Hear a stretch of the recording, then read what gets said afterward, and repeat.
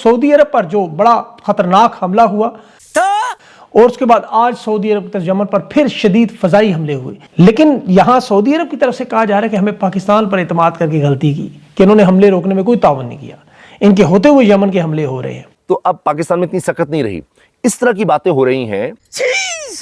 अरब ने बड़ा सोच समझ के पाकिस्तान के साथ दिफाई मुआहदा किया, हमें उल्लू बनाया गया है। नमस्कार दोस्तों, मैं हूं सौरभ एक और नए वीडियो के साथ। दोस्तों, पाकिस्तान बहुत ही खुशियां मना रहा था कि जी कि देखें हमने डिफेंस पैक्ट साइन कर लिए, और उसके बाद पता ही है कि कैसे साइन हुआ। भीख मांग करके पैसे कुछ रखवाए गए कि देखें जी हमें डॉलर की ज़रूरत है, हमें कुछ पैसे दे दीजिए, उसके बाद हम अपनी फ़ौज और हमारे जो फाइटर जेट हैं जो कि मेरे पास पड़े हुए हैं वो हम आपको भिजवा देंगे।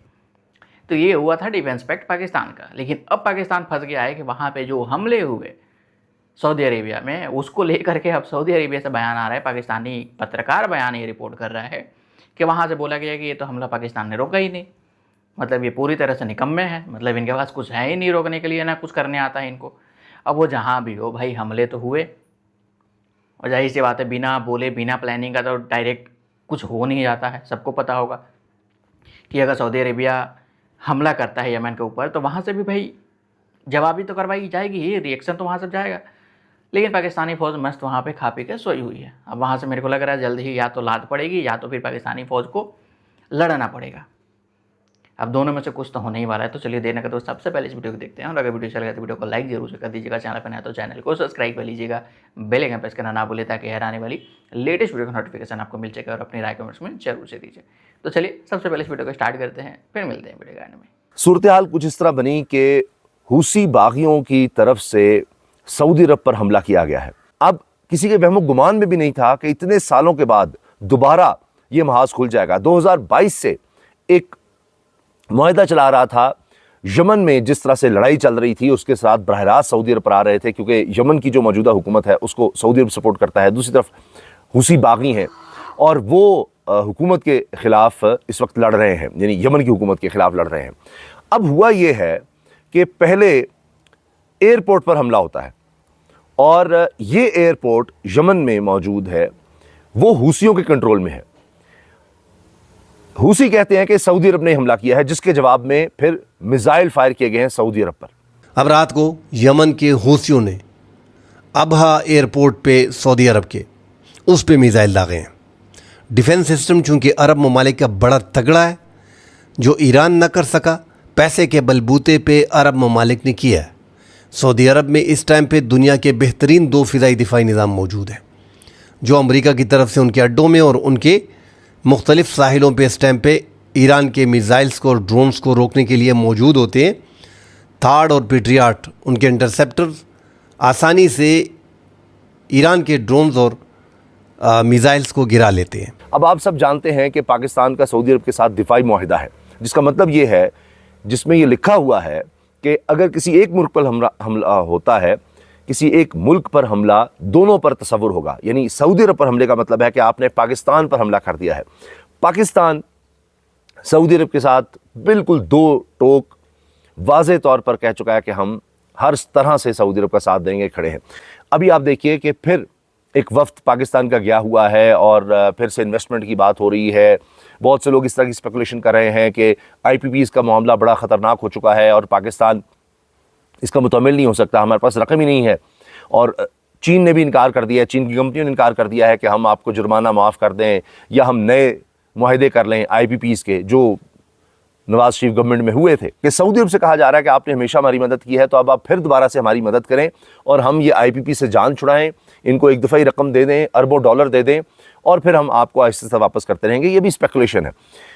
MOUs कई सऊदी अरब से साइन हुए हैं, अभी तक उस तरह की इन्वेस्टमेंट नहीं आ पा रही, लेकिन सऊदी अरब ने पाकिस्तान के स्टेट बैंक के पास डॉलर्स रखवाए हुए हैं, तभी हमारे ज़रमार्कज़ ख़ैर एक मिनिमम जो हमारी पोजीशन होनी चाहिए वहाँ पर है। इससे नीचे गए तो बड़ी सूरत हाल ख़तरनाक होगी। तो हम हर तरह से सऊदी अरब के साथ खड़े हैं।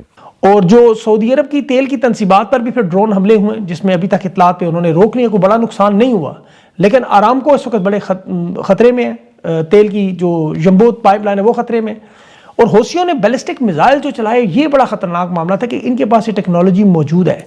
माजी में जो यमन की जंग थी और अब की जंग, इसमें ज़मीन आसमान का फ़र्क है। अब ईरान की तरफ से ज़ाहिर बराह रास्त मदद मिल रही है, बल्कि रूस और चीन की तरफ से भी शायद इन्हें बराह रास्त अब मदद मिले। तो अब देखें, इसमें कोई शक नहीं है कि इसराइल जहां मिडल ईस्ट में सबसे बड़ी ताकतवर फजाइया थी, उसके बाद दूसरे नंबर पर सऊदी अरब की है, और यहाँ इनके पास पाकिस्तान जैसे ममालिक से डील भी है, लड़ाका जंगी तैयारे भी हैं।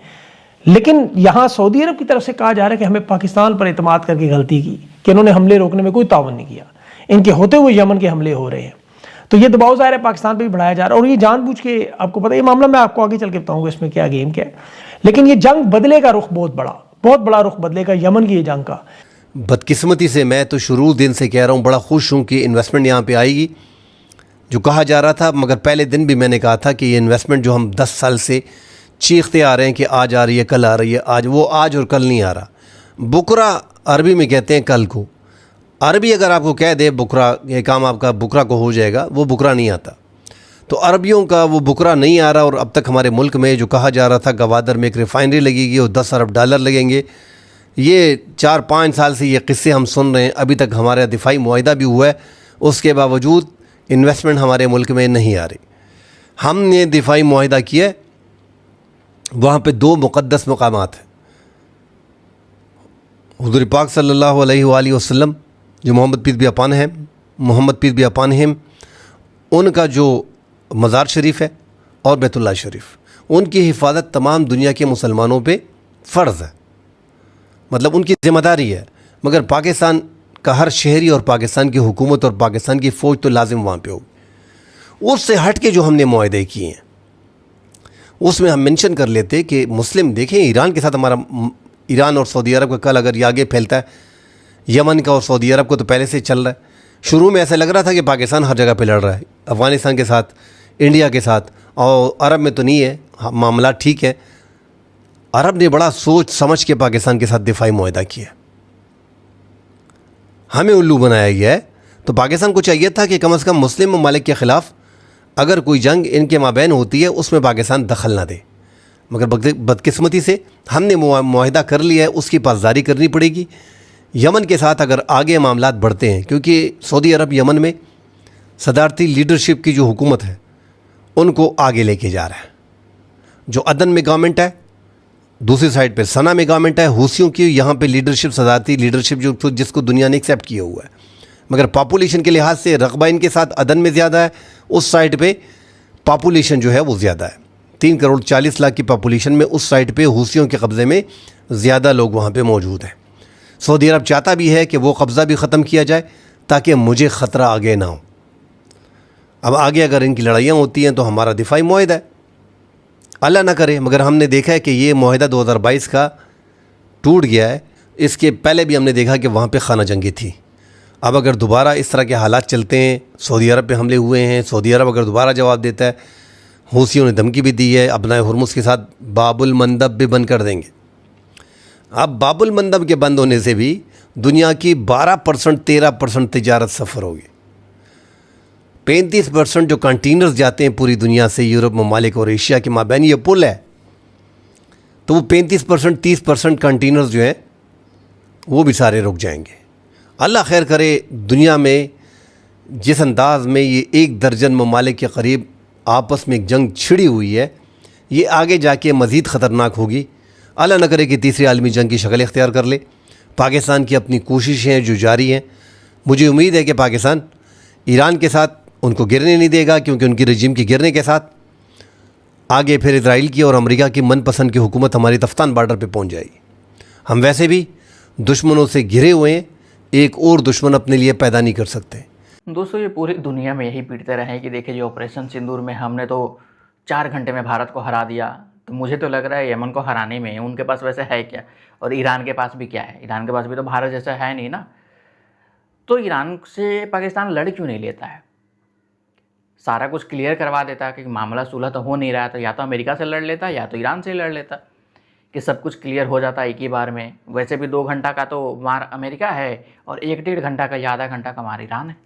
पाकिस्तान के लिए तो वही आधे घंटे में तो पाकिस्तान हरा देगा, जंग जीत लेगा। तो इतना आसान है पाकिस्तान के लिए। फिर भी पाकिस्तानी मतलब रो रहे हैं और पड़े हुए हैं कि देखिए जी हमारे ऊपर महंगाई बम फूट गया तो ये हो गया, लेकिन ये सब मामला हल नहीं हो पा रहा है अभी तक। आसिम मुनीर, शहबाज शरीफ अलग, ये लोग अलग अलग जेट लेकर के अलग दौर लगाए हुए हैं। कोई कहीं जा रहा है, कोई कहीं जा रहा है, वो भी एक नहीं जाता है, जाता है पूरा भर भर के जाता है। जितने हैं पाकिस्तान में इनके सब उठ करके एक ही बार निकल लेते हैं, क्योंकि पाकिस्तान में ऐसा भी इनके पास कोई काम धंधा है नहीं, तो सोचते हैं कि चलो भाई बाहर का एक तो ट्रिप भी घूम करके आ जाएगा। तो इनके हालात है, लेकिन ये जंग जीता हुआ कौम है। आपकी राय इस वीडियो पर अपनी राय कमेंट्स में जरूर से दें, और अभी तक वीडियो बने हुए थे वीडियो को लाइक जरूर से कर दीजिएगा, चैनल पर नया तो चैनल को सब्सक्राइब कर लीजिएगा, बेल आइकन प्रेस करना ना भूलिए ताकि हर आने वाली लेटेस्ट वीडियो का नोटिफिकेशन आपको मिल सकेगा। और अपनी राय कमेंट्स में जरूर से दीजिए। मिलते हैं किसी अगले नेक्स्ट मजेदार टॉपिक पे, तब तक के लिए जय हिंद।